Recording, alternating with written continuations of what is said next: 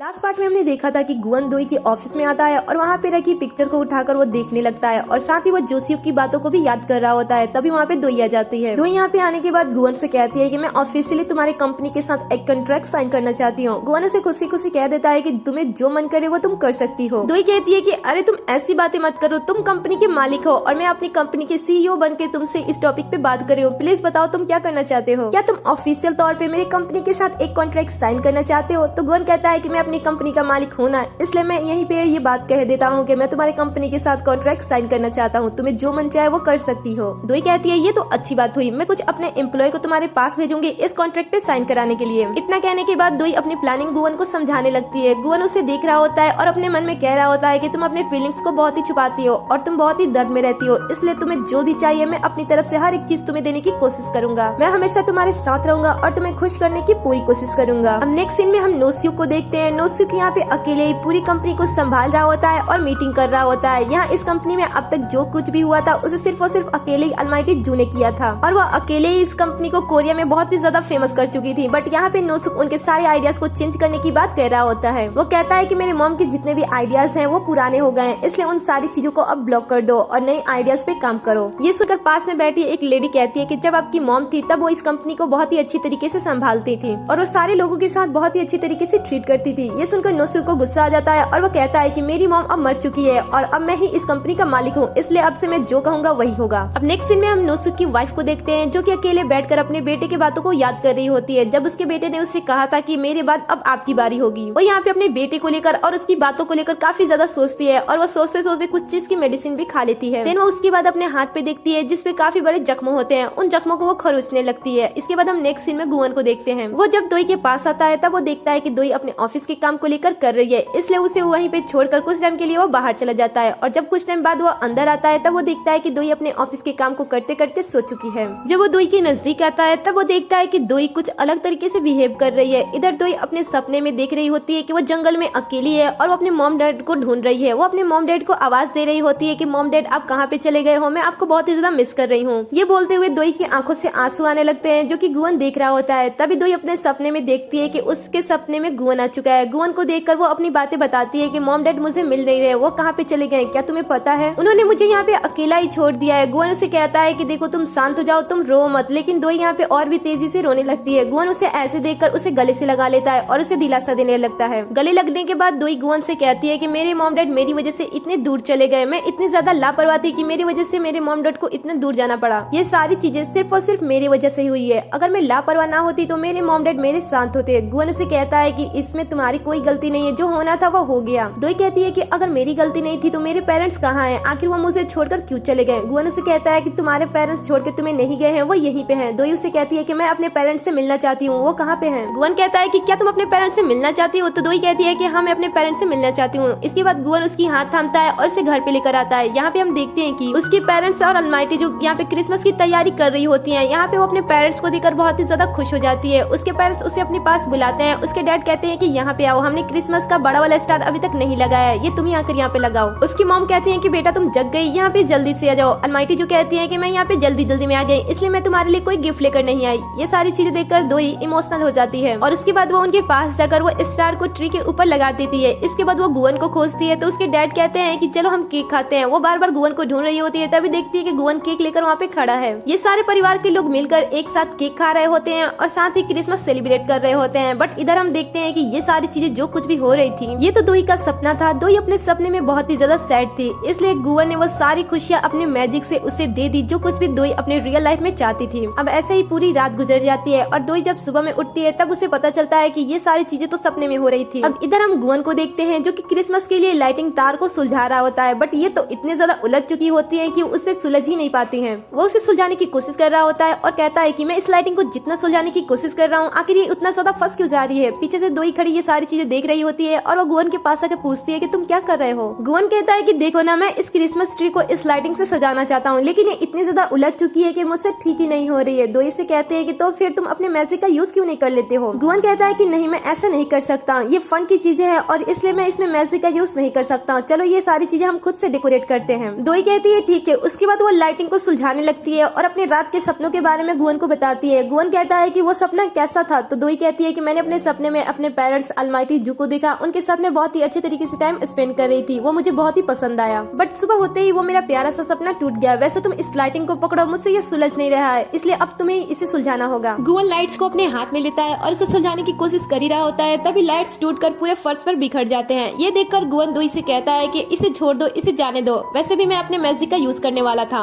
दोई उसे ऐसा करने से मना करती है और कहती है कि आज मेरे पास बहुत ही फ्री टाइम है, इसलिए हम सारी चीजें हाथ से ही करेंगे। इसके बाद गुवन एंड दोई बहुत ही प्यार से उस क्रिसमस ट्री को देखने लगते हैं और एक दूसरे को भी बहुत ही प्यार से देख रहे होते हैं। इसके बाद वो सारी चीजें एक साथ करते हैं, एक साथ ब्रश करते हैं, एक साथ खाना खाते हैं। खाने के टाइम में वो एक दूसरे को खाना खिलाते हैं, वहाँ पे मस्ती करते हैं। देन उसके बाद वो कार ड्राइव के लिए भी जाते हैं, यहाँ पे भी वो एक दूसरे के साथ बहुत ही खुश होते हैं। इसके बाद वो लिफ्ट में होते हैं, जहाँ पे वो एक दूसरे का हाथ पकड़ने की कोशिश करते हैं, बट यहाँ पे ऑफिस के काफी सारे लोग होते हैं, इसलिए गुवन धीरे से चुपके से दोई का हाथ पकड़ लेता है। ये दोई को बहुत ही ज्यादा पसंद भी आता है। इसके बाद गुवन दोई को एक सरप्राइज गिफ्ट देता है। इसमें एक प्यारा सा नेकलेस होता है जो दोई को बहुत ही ज्यादा पसंद आता है। दोई उसे पहनती है, फिर वो गुवन से पूछती है कि मुझ पे ये कैसा लग रहा है। वो उसकी काफी ज्यादा तारीफ करता है। इसके बाद ये दोनों लिफ्ट में जाते हैं और जैसे ही लिफ्ट का दरवाजा बंद होता है, ये दोनों एक दूसरे को किस करने लगते हैं। अब नेक्स्ट सीन में हम पार्क और मिस किम को देखते हैं। यहाँ पे इन दोनों ने कार के अंदर एक दूसरे का हाथ पकड़ा होता है और मिस किम पार्क को थिएटर छोड़ रही होती है। पार्क उनसे कहता है कि आप ऐसा क्यों कर रहे हो, मैं खुद से ही जा सकता हूँ, मुझे तो आपको आपके घर छोड़ना चाहिए ना। मिस किम कहती है कि मुझे अपने मैन को प्रोटेक्ट करने दो। ये सुनकर पार्क बहुत ही ज्यादा खुश हो जाता है। उसके बाद मिस किम कहती है कि तुम्हें पता है ना कि मेरा डिवोर्स हो चुका है, इसलिए मैं अपने रिलेशनशिप को अपने कॉलीग्स के साथ शेयर नहीं करती हूँ। तो पार्क उन्हें कहता है कि आप इन सारी चीजों को लेकर इतना सोचती क्यों हो, आप कोई टूटी हुई औरत नहीं हो, बल्कि आप तो एक ब्रेव और सक्सेसफुल डिवोर्सी हो, इसलिए आपको खुश होना चाहिए। मिस किम उसकी बात सुनकर बहुत ही ज्यादा खुश होती है और बहुत ही प्यार से पार्क की तरफ देख रही होती है। यहाँ पे पार्क ने उनके लिए सूप भी लाया होता है जो कि उसे बहुत ही पसंद होता है। अब ये दोनों एक दूसरे के साथ बहुत ही खुश होते हैं और टाइम स्पेंड कर रहे होते हैं। तभी थिएटर आ जाता है और मिस किम पार्क को बाहर निकलने के लिए कहती है। बाहर निकलने के बाद पार्क कहता है कि मंजिल इतनी जल्दी आ गई। इसके बाद मिस किम यहाँ से जाने लगती है। पार्क अपने आप से कह रहा होता है कि ये कितनी ज्यादा अच्छी है। तभी उसे याद आता है कि उसने सूप तो उसे दिया ही नहीं, वो तो उसके हाथ में है। इसलिए वो भागते हुए मिस किम को रोकने की कोशिश करता है, बट मिस किम को तो ऐसा लगता है कि पार्क उन्हें बाय कर रहा है, इसलिए वो हाथ बाहर निकलकर उसे बाय कर देती है।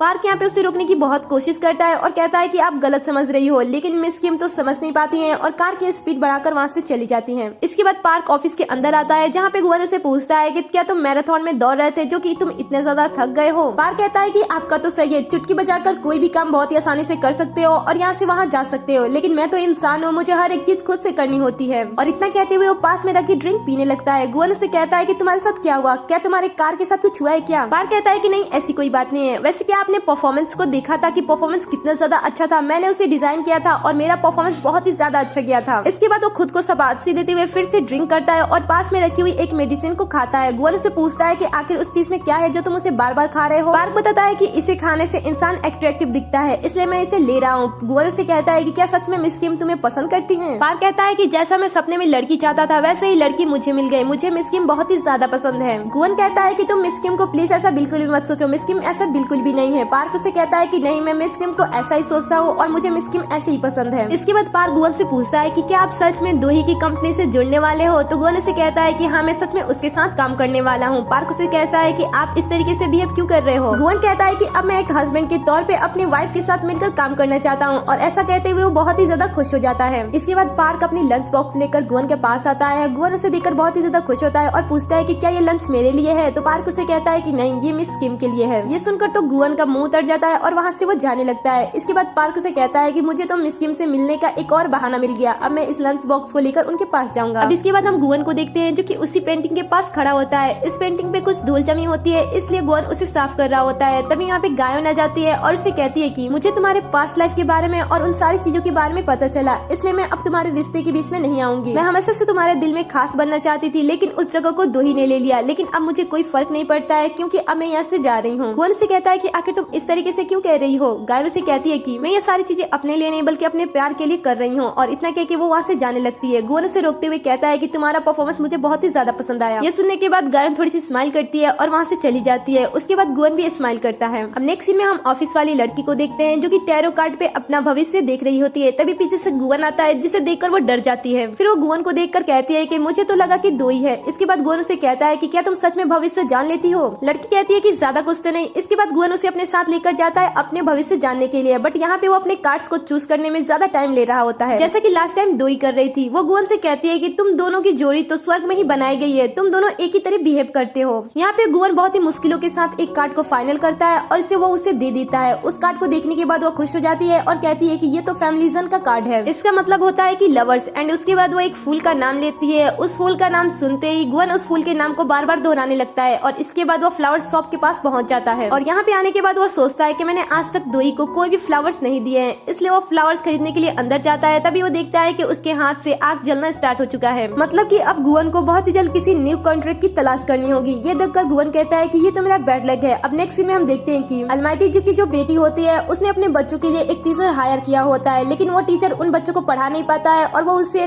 वहाँ ना पढ़ाने की बात करके वहाँ से चला जाता है। वो उस टीचर को रोकने की बहुत कोशिश करती है, लेकिन वो टीचर नहीं रुकता है। इसके बाद वो कहती है कि अब मेरे बच्चे को कौन पढ़ाएगा। फिर वो कहती है कि मैं अपने बच्चे को खुद पढ़ा सकती हूँ। इसके बाद वो अपने बच्चों को पढ़ा रही होती है और यहाँ पे बुक रीडिंग कर रही होती है, लेकिन इसके बच्चों की पढ़ाई में बिल्कुल भी मन नहीं होती है और धीरे धीरे वो एक दूसरे से झगड़ा करने लगते हैं। वो अपने बच्चों को शांत करके फिर से पढ़ाने लगती है, बट यहाँ पे जो उसके बच्चे होते हैं वो बहुत ही ज्यादा बदमाश होते हैं। एक लड़का दूसरे लड़के के हाथ पे काटने लगता है। ये देखकर वो बहुत ही गुस्सा हो जाती है और चीखते हुए अपने बच्चों को शांत रहने के लिए कहती है और इसके बाद वो फिर से उन्हें पढ़ाने लगती है, बट ये दोनों हैं ऐसे कि ये पढ़ते ही नहीं है। तभी इसके पास नोसु का कॉल आता है। फोन रिसीव करने के बाद उसे पता चलता है कि वो उसे डिनर के लिए इनवाइट कर रहा है, इसलिए वो बहुत ही ज्यादा खुश होती है। इसके बाद हम दोई को देखते हैं। दोई अपने ऑफिस में काम कर रही होती है। यहाँ पे नोसुको से कॉल करता है और कहता है कि क्या तुम फ्री हो। दोई से पूछती है कि तुम आखिर ऐसा क्यों पूछ रहे हो। नोसुको से कहता है कि फैमिली डिनर होने वाला है, इसलिए मैं तुमसे पूछ रहा हूँ। ये सुनकर दोई मना कर देती है और कहती है कि मैं बिल्कुल भी फ्री नहीं हूँ। इसके बाद नोसुक उससे इमोशनली बातें करने लगता है और अलमाइटी जू की भी बातें करता है। अलमाइटी जू की नाम सुनकर दोई इमोशनल हो जाती है और वहाँ पे जाने के लिए वो राजी हो जाती है। अब नेक्स्ट सीन में हम गुवन को देखते हैं। गुवन यहाँ पे अपने न्यू कॉन्ट्रैक्टर्स की तलाश में आया होता है। यहाँ पे वो एक इंसान को देखता है जो कि पैसा निकालने की बहुत ही कोशिश करता है, बट उससे पैसे निकल नहीं होते हैं, इसलिए वो उसके पास जाता है और उससे कहता है कि तुम्हारी जो भी विशेष है मैं उन्हें पूरी कर दूंगा। ये इंसान उस पर भड़क जाता है और कहता है कि क्या तुम कोई बैंक वाले हो जो तुम मुझे पैसे दोगे। गुवन कहता है कि मैं इन सारी चीजों से बहुत ही ज्यादा बड़ा हूँ, स्पेशली मैं हर एक चीज से बहुत ही ज्यादा बड़ा हूँ, इसलिए मैं तुम्हारी विशेष पूरी कर सकता हूँ। इसलिए जो तुम्हारी विशेष है वो तुम मुझसे मांग सकते हो, इसलिए जो तुम्हें चाहिए वो तुम मुझसे मांग सकते हो, क्योंकि मैं एक डीमन हूँ और मैं तुम्हारी हर एक मुराद पूरी कर सकता हूँ। उसके लिए बस तुम्हें 10 सालों के बाद हेल में जाना होगा। ये सुनकर वो इंसान मान जाता है, क्योंकि ये इंसान बहुत ही ज्यादा बेवकूफ होता है। ये देखकर गुवन बहुत ही स्माइल करता है और गुवन कहता है कि तुम बेवकूफ हो लेकिन ईमानदार नहीं हो, इसलिए तुम्हारे साथ कॉन्ट्रैक्ट करने में अच्छा है। इसके बाद वो अपने मैजिक करता है और कॉन्ट्रैक्ट बाहर निकालता है। उसके उंगलियों में आग जल रही होती है, जिसे देखकर वो इंसान पूछता है कि तुम्हारे साथ क्या हो रहा है। गुवन उसे कहता है कि तुम इन सारी बातों पे ध्यान मत दो, बस तुम इस पे साइन करो। वेल तभी वहाँ पे वो गुंडे भी आ जाते हैं और यहीं पे ये पार्ट हम खत्म करते हैं। वेल आगे की स्टोरी जानने के लिए चैनल को सब्सक्राइब कर ले, साथ ही नोटिफिकेशन बेल को भी ऑन कर ले, जिससे कि आप हमारे हर एक वीडियो से अपडेट रहो।